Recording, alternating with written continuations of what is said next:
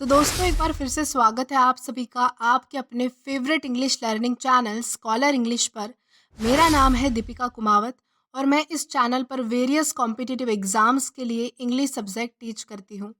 तो दोस्तों आज का ये वीडियो हमारा 120 रूल्स ऑफ ग्रामर इस सीरीज़ का 12th वीडियो है, जहाँ हम इस वीडियो में 3 ऐसे प्रेपोजिशंस डिस्कस करने वाले हैं जिनके यूज़ को लेकर अक्सर हम कंफ्यूज रहते हैं। और वो प्रेपोजिशंस है इन, इनसाइड एंड इनटू। बेसिकली हम इन तीनों ही प्रेपोजिशंस का अलग अलग सेंस में यूज़ करते हैं, तो वहीं इन तीनों प्रेपोजिशंस का अलग अलग मीनिंग भी निकल कर आता है। तो चलिए इनको एक एक करके डिस्कस करते हैं। तो सबसे पहले है in.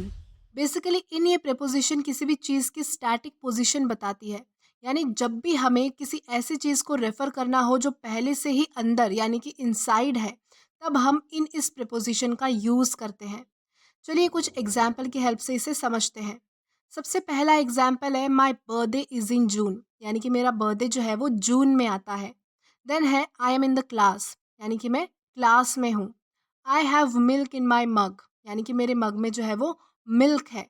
The clothes are in the wardrobe, यानी कि वॉर्डरोब में जो है वो कपड़े हैं। The children are playing in the park, यानी कि जो बच्चे हैं वो पार्क में खेल रहे हैं। यानी सिंपली जब हमें किसी भी ऐसी चीज़ को रेफर करना हो जो पहले से ही किसी भी कंपोनेंट के अंदर है, तब हम इन इस प्रेपोजिशन का यूज़ करते हैं। वहीं इन इस प्रेपोजिशन को preposition of time and preposition of manner और कभी कभार एडवर्ब के रूप में भी यूज़ करते हैं। तो आइए समझते हैं कैसे। जब भी हमें इन इस प्रेपोजिशन को टाइम के सेंस में यूज़ करना है, तब हम shorter period of time and longer period of time in दोनों ही केसेस में इन इस प्रेपोजिशन का यूज़ कर सकते हैं। यहाँ शॉर्टर पीरियड ऑफ टाइम का मतलब होता है मॉर्निंग, इवनिंग और आफ्टरनून। तो वहीं लॉन्गर पीरियड ऑफ टाइम का मतलब होता है months, years, seasons, decades, century etcetera. तो चलिए कुछ एग्जाम्पल की हेल्प से इसे समझने की कोशिश करते हैं।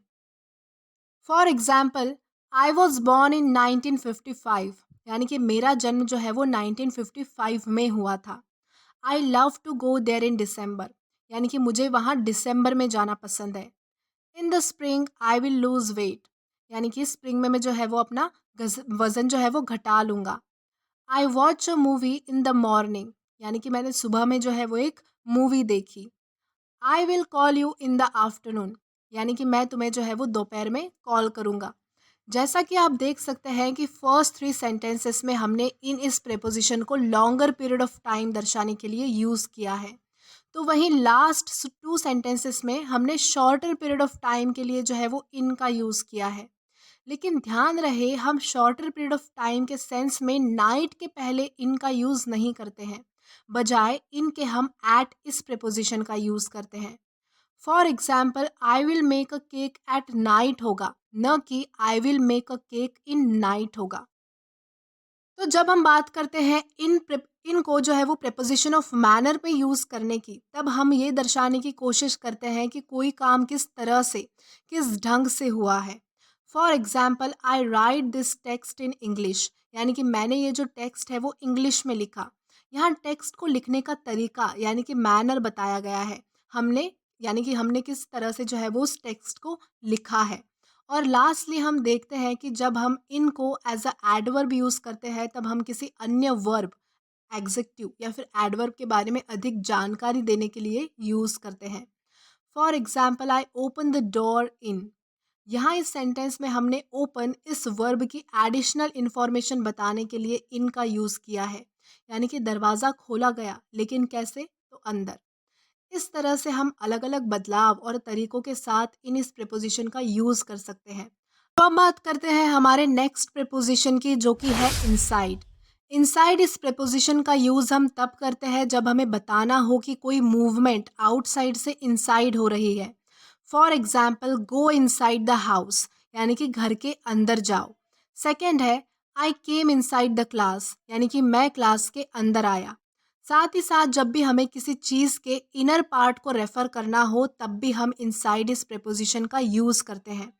For example, we are inside the house, यानी कि हम जो है वो घर के अंदर है।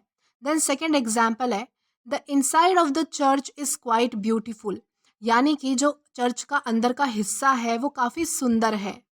वहीं इनसाइड आउट एक अलग टर्म है जिसका मतलब होता है होल या फिर complete. For example, her umbrella blue inside out, यानी कि उसका अम्ब्रेला जो है वो पूरी तरह से उड़ गया।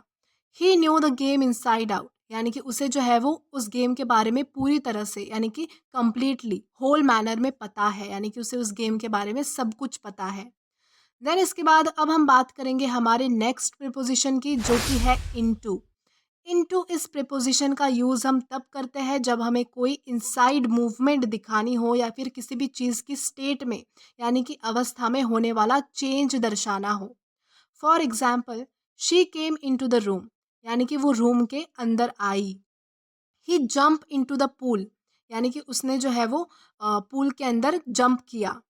She dive into the water, यानी कि उसने पानी के अंदर जो है वो डाइविंग की। She transform into a beautiful butterfly, यानी कि वो जो है वो एक ब्यूटीफुल बटरफ्लाई में ट्रांसफॉर्म हो गई, चेंज हो गई। The fruit can be made into jam, यानी कि जो फ्रूट है उससे जैम बनाया जा सकता है, फ्रूट को जो है वो जैम में कन्वर्ट किया जा सकता है, इस तरह से। तो दोस्तों, आज के लिए बस इतना ही। आई होप आपको ये वीडियो ज़रूर पसंद आया हो, और अगर आपको ये वीडियो पसंद आया हो तो do like this video, subscribe the channel and share as much as you can. और अगर आपने इससे पहले वाला वीडियो नहीं देखा है तो यहाँ पर मैंने एक प्लेलिस्ट प्रोवाइड की है जहाँ पर आप क्लिक करके जो है वो पहले वाले सभी वीडियोज़ एक्सप्लोर कर सकते हैं। Till then keep learning. Thank you.